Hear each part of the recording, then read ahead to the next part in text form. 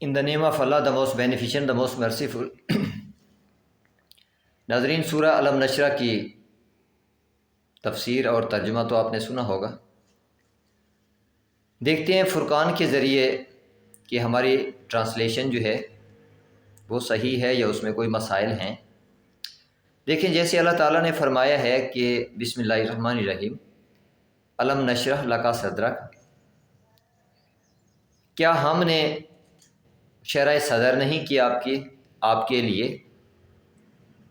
اگر Arabic term میں translation کی جائے تو یہی بنتی ہے، لیکن اردو میں جب ہم ٹرانسلیشن اس کی کرتے ہیں تو شرح کا مطلب کر دیا جاتا ہے کھول دینا، پھاڑ دینا، چیر دینا،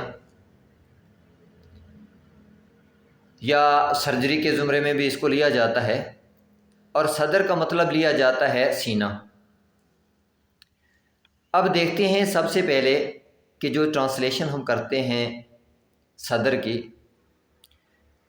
قرآن کریم میں کیونکہ یہ لفظ مختلف مقامات پہ استعمال ہوا ہے، مثال کے طور پہ قرآن کریم کی آخری سورہ والناس میں جیسے اس ذات نے فرمایا ہے کہ الذی یوسوس فی صدور الناس من الجنۃ والناس، کہ وہ خنس، چاہے وہ جنوں میں سے ہیں چاہے انسانوں میں سے ہیں، جو لوگوں کے دلوں میں وسوسے ڈالتے ہیں۔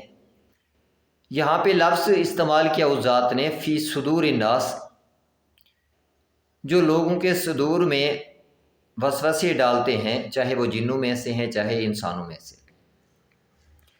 تو اس آیت کے مطابق بھی ہم اس کی ٹرانسلیشن کو سمجھنے کی کوشش کرتے ہیں۔ دیکھیے، وسوسہ کب ڈالا جاتا ہے؟ جب انسان جاگ رہا ہو یا سو رہا ہو، کیونکہ انسان بذات خود تین مین فیکٹرز کا مجموعہ ہے۔ نمبر ایک، انسان کا جسم، نمبر دو، اس کو زندہ رکھنے والی قوت یعنی امر الہی روح، اس کے علاوہ تیسری چیز اصل انسان ہے جس کو ہم نفس کہتے ہیں، انسان کی اپنی ذات۔ تو جو صدر کا ترجمہ کیا جاتا ہے وہ کیا کرتے ہیں؟ سینہ۔ اب سینہ اس باڈی سے ریلیٹڈ ہے۔ اگر ہم اس کی ٹرانسلیشن سینہ لیتے ہیں، لیکن اللہ تعالیٰ نے جو انسان کی باڈی، اس کے موجود روح اور اصل انسان یعنی نفس کے بارے میں ہمیں جس آیت میں بتایا ہے کہ اللہ تعالیٰ تمہارے نیند کے دوران تمہارے نفوس کو قبض کر لیتا ہے، وفات دیتا ہے، اس کے علاوہ جب تمہیں موت آتی ہے تب بھی تمہاری نفوس کو وفات دیتا ہے۔ یعنی وفات کا مطلب قبض کر لینا، جدا کر لینا جسم سے۔ یعنی نیند کے دوران ہمارا جو نفس ہے، اصل انسان جو ہے، جس کو ہم انگلش میں انر سیلف کہتے ہیں، کیا کر لیا جاتا ہے؟ ہمارے جسم سے جدا کر دیا جاتا ہے۔ تو سوچنے کی بات یہ ہے کہ جو وسوسے ڈال رہے ہیں، ہم کیونکہ دو سٹیٹس میں زندگی گزارے ہیں، یا تو سوئے ہوئے ہوتے ہیں نیند میں یا بیدار ہوتے ہیں۔ جب انسان بیدار ہوتا ہے تب تو ہم کہہ سکتے ہیں کہ وسوسے ڈالنے والے وسوسے ڈالتے ہیں، لیکن جب ہم سو رہے ہوتے ہیں تب ہمارا جسم تو یہیں پہ بیڈ پہ ہوتا ہے، روح بھی اس جسم میں موجود ہوتی ہے، یعنی ہم زندہ ہوتے ہیں، سانس لے رہے ہوتے ہیں، لیکن ہمارا نفس یعنی اصل انسان جس کو انر سیلف کہتے ہیں ہم، وہ ہمارے جسم میں نہیں ہوتا، کیونکہ اللہ تعالیٰ فرماتے ہیں میں نیند کے دوران تمہارے نفوس کو وفات دے دیتا ہوں۔ تو نفس وفات پا چکا ہوتا ہے، ہم سو رہے ہوتے ہیں بیڈ پہ، اب ہماری باڈی تو یہیں پہ پڑی ہے۔ اب جو ٹرانسلیشن ہم کرتے ہیں صدر کی سینے کے اعتبار سے، تو سینہ کیونکہ ہمارا باڈی کا پارٹ ہے، تو جب باڈی ہماری یہاں پہ موجود ہے، ہم سوئے ہوئے ہیں، تو وسوسے اگر سینے سے ریلیٹڈ ہیں، جو لوگوں کے سینوں میں وسوسے ڈالتے ہیں، جو ٹرانسلیشن ہم کرتے ہیں، تو پھر وسوسہ کامیاب ہونا چاہیے۔ جب انسان سو رہا ہے، جب انر سیلف انسان کا نہیں ہے، باڈی تو یہاں پہ موجود ہے، سینہ یہیں پہ موجود ہے، تو وسوسے ڈالنے والے وسوسے کیوں نہیں ڈال پاتے؟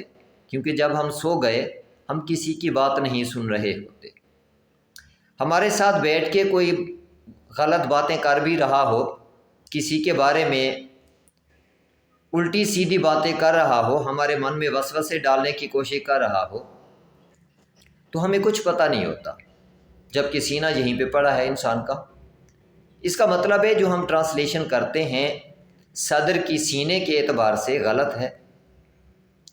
جب وسوسے سینے سے ریلیٹڈ ہیں، سینہ یہیں پہ ہے لیکن وسوسہ کام نہیں کر رہا، یہ وسوسہ اس وقت کام کرتا ہے جب ہمارا انر سیلف واپس پلٹ کے آ جاتا ہے اس جسم میں۔ تو اس کا مطلب یہ ہوا جو صدر ہے وہ اس جسم سے ریلیٹڈ پارٹ نہیں ہے۔ صدر اصل میں ہمارے نفس کا، ہماری اصل ذات کا مرکز ہے،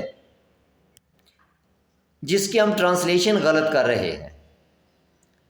اب ایگزیکٹ اسی طرح سے جو مولا رسول خدا کے حوالے سے کچھ روایات اور احادیث بھی ہم بیان کرتے ہیں کہ کس طرح سے فرشتے آئے، انہوں نے شرح صدر کیا، سینہ چاک کیا، ایک تشت میں آب زمزم تھا، ایک میں نور تھا، اور یہ ساری باتیں جو ہم کرتے ہیں۔